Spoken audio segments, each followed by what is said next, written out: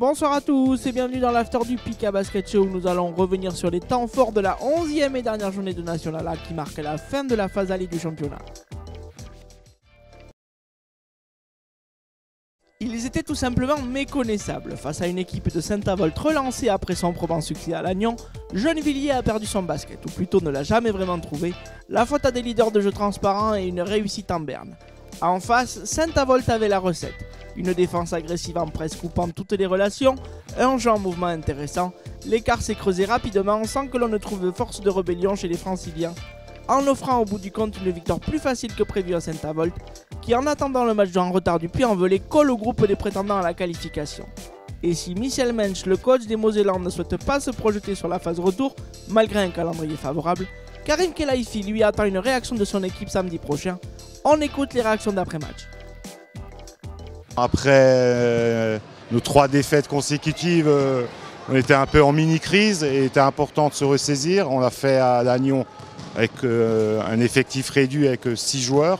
Et on a gardé les mêmes ingrédients aujourd'hui et on les a étouffés tout de suite. Et ces 2 victoires avant la trêve de Noël vont nous faire beaucoup de bien. Je ne vais pas me fixer d'objectifs de 4e place, de 5e place, de 6e place. On va prendre les matchs comme hier et on verra où ça nous mène à la fin de la saison. Un jour sans. Rien n'a été dans le bon sens, tout est parti de travers. Pourquoi pour le moment, on ne sait pas trop pourquoi. On commence le match plutôt bien. Sur le premier quart-temps, on arrive à se trouver, on arrive à sortir de leur presse, on est plutôt confiant sur le premier quart-temps. Et puis, on va dire, un tout petit peu fin du quart-temps, on commence à sentir que la machine elle tourne pas rond. Et puis, malheureusement, quand il y a 1 ou 2 joueurs qui commencent à ne pas être dedans, la machine se dérègle et puis ça devient compliqué. On est vraiment dans l'optique du maintien et simplement le maintien. Donc là, c'était un match, on va dire, entre guillemets, comme la semaine dernière, bonus. Si on l'avait eu, tant mieux. Si, comme là, on l'a perdu, il n'était pas dans notre objectif premier. Malheureusement, on a eu, pour plusieurs raisons, des difficultés sur les entraînements de cette semaine.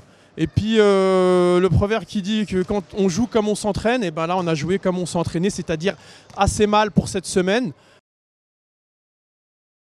Délocalisée à Salon de Provence, la rencontre entre Marseille et le Puy, 2 équipes à égalité au classement, a tenu toutes ses promesses. Après un chassé-croisé en première période, les 3 points d'avance obtenus par le Puy-en-Velay à l'entame de la deuxième mi-temps n'ont pas tenu longtemps, car les Auvergnats ont encaissé un 10-0.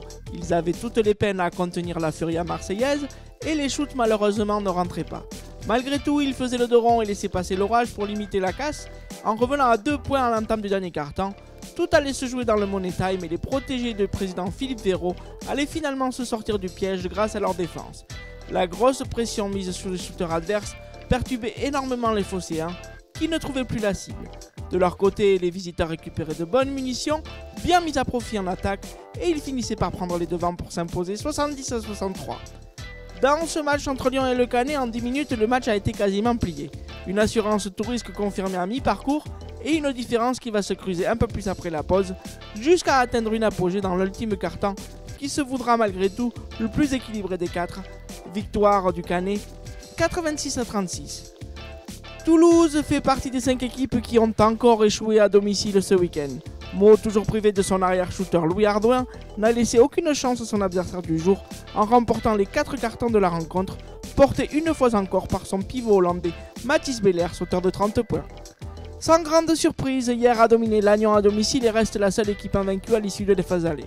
Les Varois sont donc sacrés champions d'automne après leur victoire sans appel face à des Bretons qui ne se sont déplacés qu'à 6 joueurs sur les bords de la Méditerranée. Enfin, du côté de Strasbourg, Bordeaux respire un peu mieux après une 4e victoire acquise samedi soir, qui lui permet de s'éloigner de la zone des relégables. Un succès construit lors du second quart-temps, qui a permis ensuite aux hommes de Luc-Daniel Lacombe de s'envoler définitivement après la pause. Au classement, si rien ne change devant avec un leader intouchable hier et 2 poursuivants toujours en forme, Meaux et Le Canet, la course au 4e accessite est haletante. Et à chaque semaine son nouveau scénario, au faveur de sa victoire à Marseille et de son match en retard à disputer, le Puy-en-Velay terminera à cette position quoi qu'il arrive en fin d'année.